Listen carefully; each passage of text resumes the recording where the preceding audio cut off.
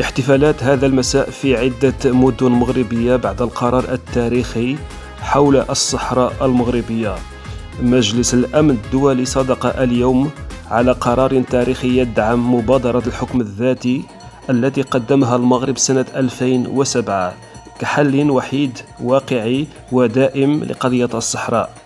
الولايات المتحدة، فرنسا وبريطانيا أشادوا بالمبادرة المغربية وأكدوا أن مستقبل الصحراء في إطار السيادة المغربية. القرار اعتبر انتصارا كبيرا للدبلوماسية المغربية بقيادة الملك محمد السادس وللجهود الهائلة والمستمرة التي أقنعت العالم بعدالة القضية. المغاربة في الداخل والخارج عبروا عن فخرهم بهذا اليوم التاريخي. الصحراء مغربية وستبقى مغربية إلى أن يرث الله الأرض ومن عليها. تحياتي لكم.